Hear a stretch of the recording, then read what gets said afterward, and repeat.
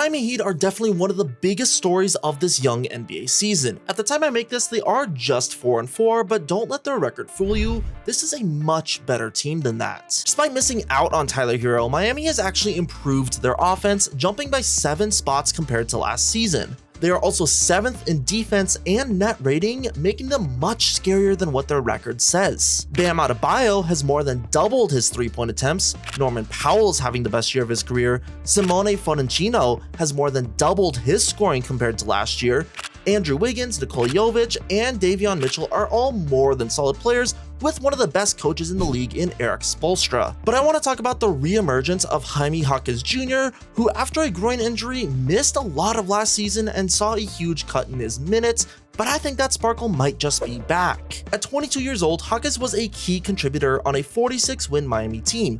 He averaged 12-4-2, started in 20 games, and he ended up 4th in Rookie of the Year voting and 9th in 6th Man of the Year voting. And after having a sophomore slump, this looks like the continuation of his rookie season. Despite coming off of the bench, he is currently having a career year, and I think he should be a favorite or at least in the running for 6th Man of the Year voting. Currently, he is averaging 17 points, 6 rebounds, 4 assists on a 66% true shooting percentage, all of which are career highs, and he is more than doubling his scoring total from last season. In a year without their best player, Jaquez has come off of the bench and stepped up massively. Nearly all of his box score stats are showing a major increase from his rookie year, despite the fact that he's playing roughly the same amount of minutes. And his advanced stats also look great as well, but the one that probably stands the most out to me might be his free throw rate. So far, Jaquez is getting to the line more than ever before. He's about doubled his free throw attempts, but his assist percentage is at a career high. His usage rate is at a career high, but his turnover rate has remained the same. On-off metrics are always a little wonky at the start of an NBA season,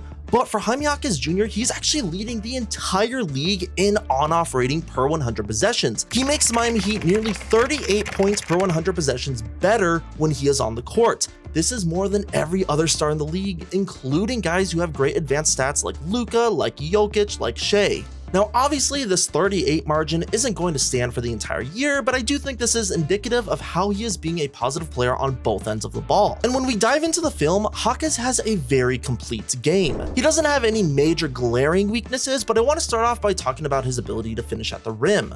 At the rim, Jaquez is in a league of his own. He is currently 5th in total makes at the restricted area, and he shot an insane 86% at the rim on 5 attempts per game. This makes him the 2nd most efficient rim finisher in the league, just next to Ryan Kalkbrenner, who I actually just made a video on Ryan Kalkbrenner, so you should go check that out. And in watching Miami games, this all makes sense. Jaime is a devastating slasher, he has great body control, he has the ability to finesse or survive through contact, but if his defender is too big, he's also got a great floater game to go to as well. From last season, he has doubled his drives at the rim, and he is now attempting around 13 per game. All of this, of course, like I said, has led to him doubling his free throw rate to where he's shooting around 80%. And this is also where he gets the majority of his assists as well. The Miami Heat are a great team when it comes to their total ball movement. And a big story surrounding the Heat's offense is that they've actually basically eliminated the pick and roll. They've relied more on their spacing, they've relied more on pace especially, and they've also relied on off-ball movements, actions, and cutting. And when he's on the drive, Jaquez is fantastic when it comes to kicking the ball out or dumping it off to a cutting man. And some of these plays are even showing off his own scoring gravity as defenders are having to shade down low to help the drive. And real quick, let's talk about Miami and their pick and rolls. So last year, they were still towards the bottom of the league, running just around 15 pick and roll possessions per game, according to NBA.com. However, this year, they're down to just 6 pick and roll possessions per game, which is by far the last team in the league. The next team in the league at 29th, the Houston Rockets, more than double the amount of pick and rolls that the Heat are running per game, which is wild because I'm talking about just total pick and roll possessions, which when you factor in the fact that Miami has the #1 pace in the league, you would expect that they get a lot of pick and rolls just by virtue of playing quickly, but that couldn't be further from the truth. Now, that is definitely more of a video on its own, but I think Jaime Jaquez Jr. definitely has a huge part in the success that Miami's seen in this offense. He's a great cutter, he's a great driver, and he's great in transition, all things that Miami are emphasizing this season.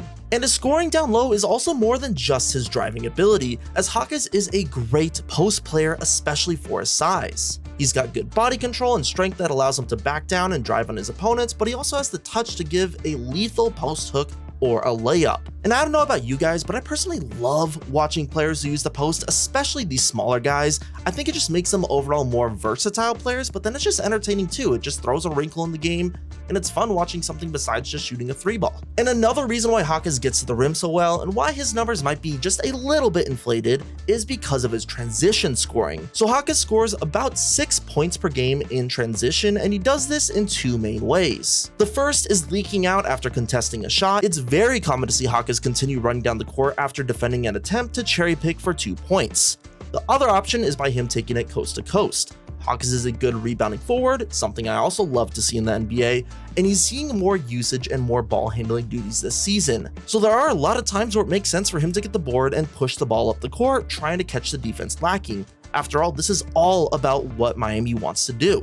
Miami jumped from the 3rd slowest offense in the league to the fastest offense in the league just in 1 season without really any major roster changes, and I think a huge part of that has to go to Jaime Jaquez Jr.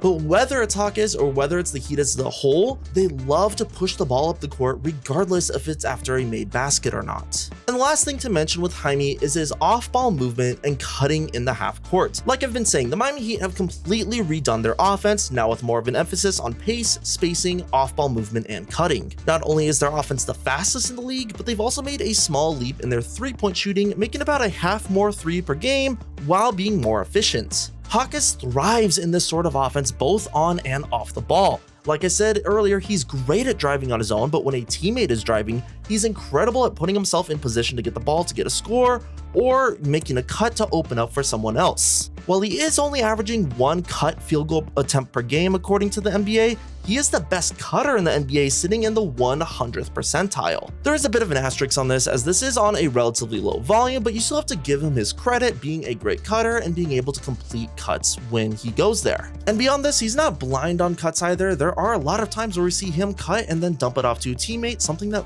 doesn't necessarily get tracked in the same way as his cutting scoring does. And while it doesn't stop his scoring or his efficiency overall, the one real knock that I have on Jaquez Jr.